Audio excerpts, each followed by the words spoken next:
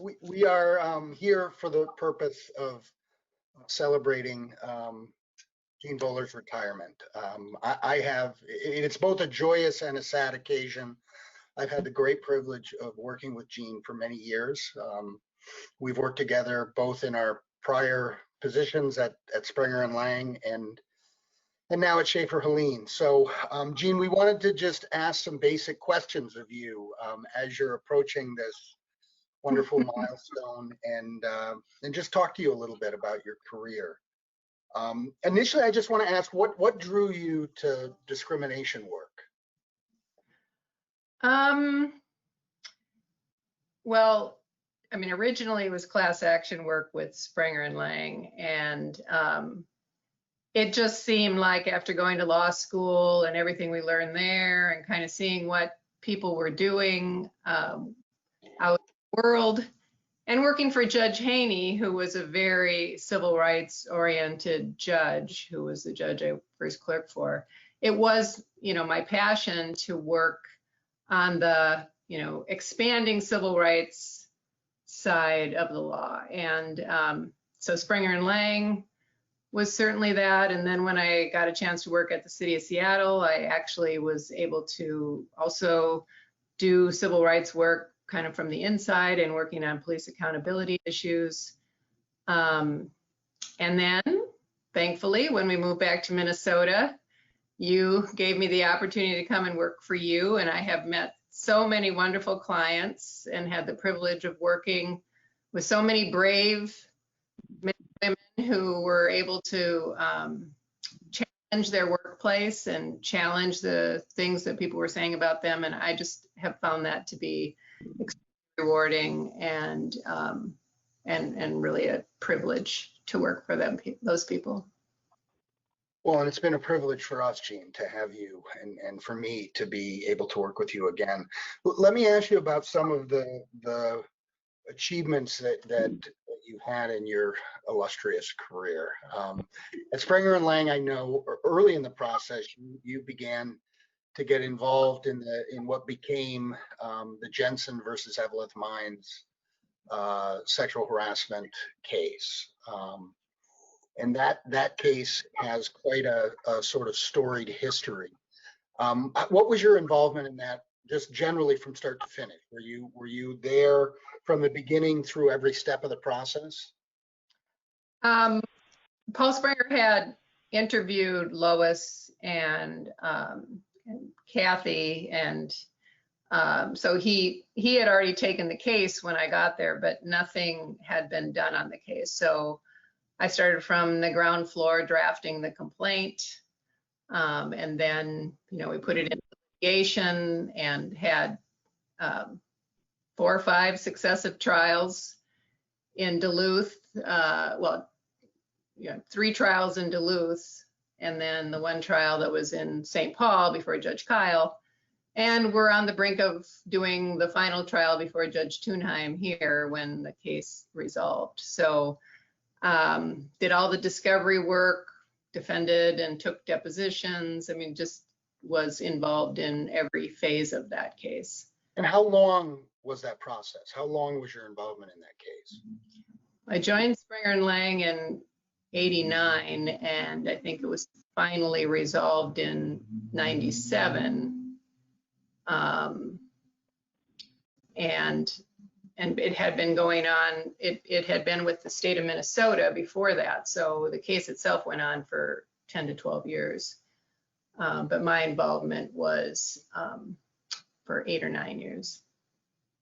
And that case is noteworthy for a lot of reasons. Among them, it's the first time a court has recognized a class of women to sue for a sexually hostile work environment. And then you were obviously involved through every step in that process. Do you feel like the impact of that case has been felt? The impact of Jensen, well, I think, number one, it had a big impact in terms of the law because of the ability to bring class actions in hostile environment cases. And the reason that's generally considered difficult is because it was said before that every woman experienced the the environment in a different way. But we were able to prove with the help of a sociologist that if you have the environment, every woman there is going to be affected by a hostile work environment. So we established that, and then the damages decision out of the Eighth Circuit was also very good because it established parameters around how the challenges that defendants can bring to emotional distress claims, because frankly, in the 3 trials that you and I, Larry, did up in Duluth, the defendants went way too far into matters that were totally irrelevant. And the Eighth Circuit, when they finally got to see the appeal, were appalled by that. And so that has helped to establish limits to protect all sexual harassment plaintiffs going forward from that kind of invasive discovery. And then they also agreed with us that the emotional distress damages were way too low for what the women experienced. And so that helped set kind of a floor for sexual harassment damages. But then I think beyond just the legal cases, the fact that it became a book, it was actually written about a lot in newspapers at the time, and there were feature articles, and so it kind of got introduced to people who wouldn't normally be reading a court case. And then when the book came out, and then subsequently the movie, I think it just raised everybody's awareness about what was actually happening to women in traditionally male jobs, like what was happening up at the mines, and and just sexual harassment in general, and the fight that people have to go through, not just at their workplace, but with the courts too. So I think it had a really outsized impact because of the way that the story just captured people, and it gets told and retold. And it's amazing to me, people that from California or people I just happen to meet, somebody will always bring up, well, Gene worked on the case that was part of the North Country movie, and they're like, oh gosh, they all know about it. So it seems like it's had a big effect. I'm very proud of that.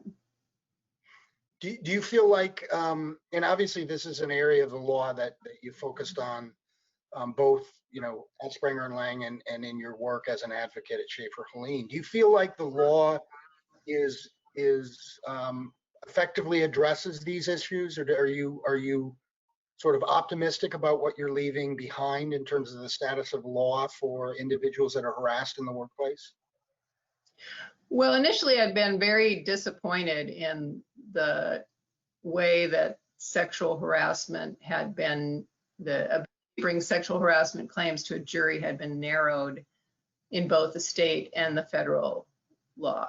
And judges were, taking cases that should have gone to the jury to figure out whether this was harassment or not, and saying, he didn't touch her 4 times, instead of, 3 times. And, there was only 1 hug on a Tuesday, and, 3 days later, something else happened. So they were really getting way too far into the facts in order to dismiss cases.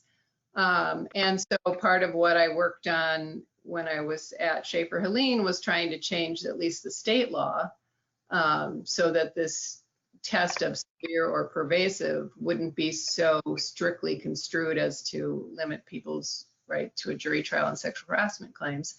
And we tried a couple times and didn't manage to convince the legislature, but then the Supreme Court, Minnesota Supreme Court, about 3 weeks ago came out with a decision that was very helpful, I think, to sexual harassment plaintiffs, and will mean that they will once again get their claims taken to a jury. And more importantly, I think it educates the defense bar too, when you're trying to settle a case for sexual harassment victims. I always hear, well, this doesn't meet the definition of sexual harassment, for something that to me was sexual harassment.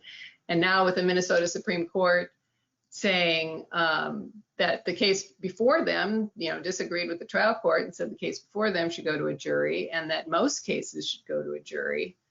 I think that was a huge win for sexual harassment plaintiffs, and I feel my faith in the judiciary renewed. Good. Taking a nosedive for a while. Yeah. Well, and that's the Kenna decision that came from the Minnesota Supreme Court. Yeah. Right. What, throughout your long career, what's been the biggest surprise for you as a lawyer? Well, I think when I was a young lawyer, the biggest surprise was that you couldn't just go into a court and demonstrate something that to me was obvious and have them agree and have, the law, you keep thinking when you're in law school and when you're a younger lawyer that, justice will out and all that. Well, you find out that that's not necessarily always the case. And I think that wisens you up to the value of resolving cases, of being persuasive, but not necessarily always ending up having a judge decide. So I think there was an initial kind of being taken aback by how often the courts are kind of hostile to employment cases. But now I think there's been a lot of education among lawyers, both defense lawyers and plaintiffs lawyers. And, I left the plaintiffs bar while I was working in Seattle. And when I came back, while the court cases were disappointing, I found a lot of the negotiations a lot more fruitful. When I first started out, it used to be that you had to, you had to pick the jury and then finally you'd talk about settlement. Yeah. And now there's a lot more acknowledgement on both sides that it's better to resolve cases. You're known for many things. Among them is persistence, especially, and that's exemplified by the 8-year or longer journey in the Jensen case. Is there anything that you would say to yourself? And that case had a roller coaster of highs and lows, and any quotes or any mantras you would say to yourselves to stay the course when you were involved in long battles like that? God.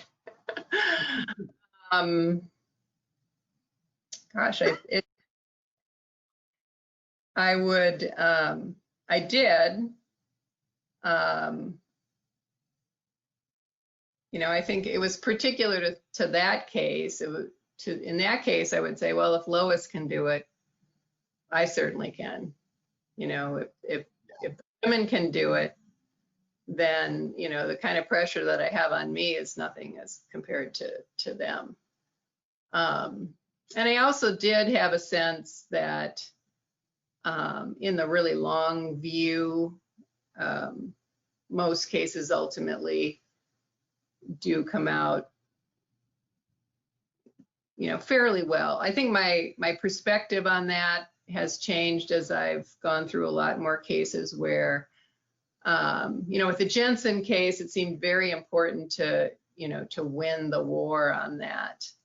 And so that took us for a very long road, and we had a very recalcitrant defendant. And so, it was forced that way. I think now when I've dealt with clients more recently, I very much focus on, well, what is it that you want your next, year to look like, or 2 years or 3 years? How do you, what's your best case scenario? And really not just rely on the law to eventually reward them, but to really be realistic about their goals. And I think that's, it's kind of more of a holistic approach. What would you say are some big lessons you've learned through the course of your career? Persistence, like you said. There's always another day, and oftentimes just time going by, or new moves in the litigation, or something will change the course if I'm feeling discouraged about something. So being persistent. I guess one of the big lessons I've learned is the kind of strength of character that it takes to be someone who challenges your workplace. You know, the plaintiffs, the women, the African Americans, you know, the transgender and gay people that we've represented. You know, it's so much easier just to walk away and get another job. But to say, no, I really don't think that I was treated right, and, you know, take a stand, it takes a lot of courage. And I'm continually amazed at the level of courage that people show. If you were to give a new lawyer interested in becoming a plaintiff's employment lawyer advice, what would that be? Be ready to be very empathetic. You know, people are, they're usually come to us in sort of one of the most difficult, stressful times that they have. And, you know, they sometimes aren't at their best, but you can really put yourself into their shoes. You're going to be the most helpful possible to your client. So I think that would be one message that I would give. And then also it's a really powerful thing to be a lawyer and be able to argue the law and represent people. And that's something that people should take very seriously and be thinking about what's good for their client and maybe society at large whenever they're representing people. What would you identify as the most rewarding parts of your career, or the accomplishments that you're most proud of? Well, of course, the Jensen case. You know, it's the one I always get asked about. And then when I worked for the city of Seattle, working on their police accountability, the consent decree with the Department of Justice. And I've recently heard from people in Seattle and you know, also people here in Minneapolis who know that I was involved in that. And everybody's looking for a way to make, you know, the police more of the kind of agency that we want. And there's things that have worked places and things that haven't worked. And but I think that it is an extremely important change that has to happen, and people can't stop working on that. But I think in Seattle, we were able to negotiate a good consent decree and worked hard for years to get our police department culture turned around. So I'm very proud of that too. You were actually recognized by the Seattle City Council and the mayor. They named June 8th Jean Boler Day. Is that right? That's right. Proclamation and everything. And is that was that in part because of what you had accomplished and the work that you had done on police accountability, and that issue couldn't be more timely now in light of, you know, what happened to George Floyd and others, and the movement that's you know, sort of unprecedented in terms of how systemic racism, not only in policing but in society in general, is getting a focus that we haven't seen before. How did it feel to be honored in that way? Well, it felt very humbling and very good. And you know, you don't know, you know, when I was working on that, there were a lot of factions and a lot of people who would be unhappy with some stage of it. You know, a lot of times the police department and the police department even gave me a little plaque too, you know, thanking me for my service, even though a lot of times I think they wished I would have not been involved at all.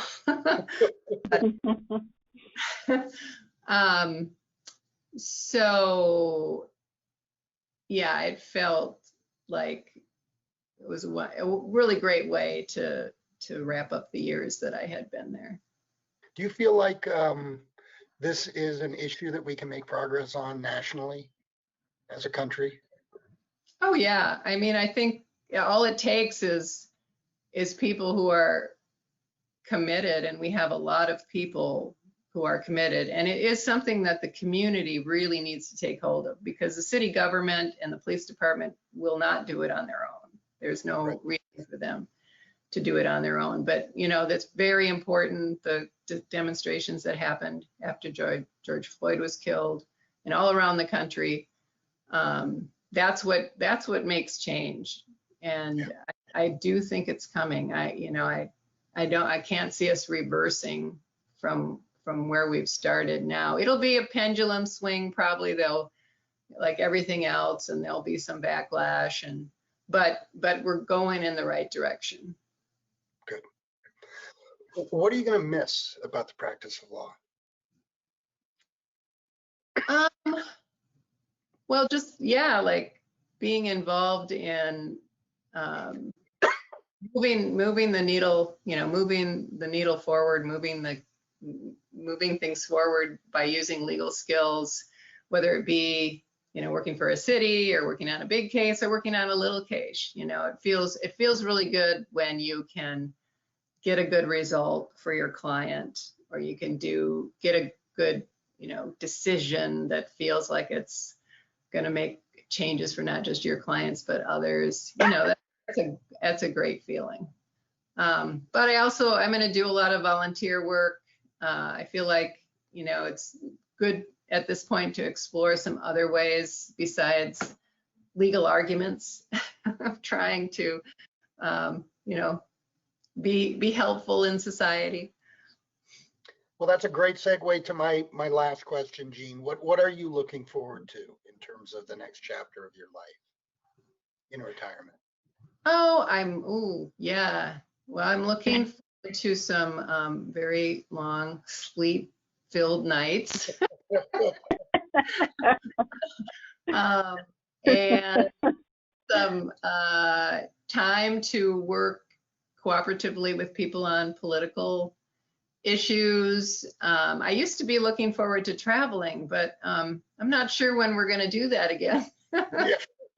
Hopefully eventually. Luckily, we bought a tent last year, so if we need, I really miss our daughter who's out in California, and I just had another friend of mine that was going to visit her daughter in Seattle, and they were driving out, and so I was thinking, yeah, good thing we got that tent. We're just gonna pack up and make our slow ambling way across the country, which maybe you're thinking of doing too. Well, Jean, I'm sure that this next chapter will come with a lot of challenges and accomplishments as well. Whatever you put your mind toward, whatever energy you can bring to something is always going to be positive. I can tell you it's been the great privilege of my career to be mentored by you and work with you. So we at Schaefer Halleen wish you nothing but the best. We know we will stay in contact whether you like it or not. I like it. Congratulations, and all the honors you've received have been so well deserved. Thank you, Larry. It's been great working with you. Thank you.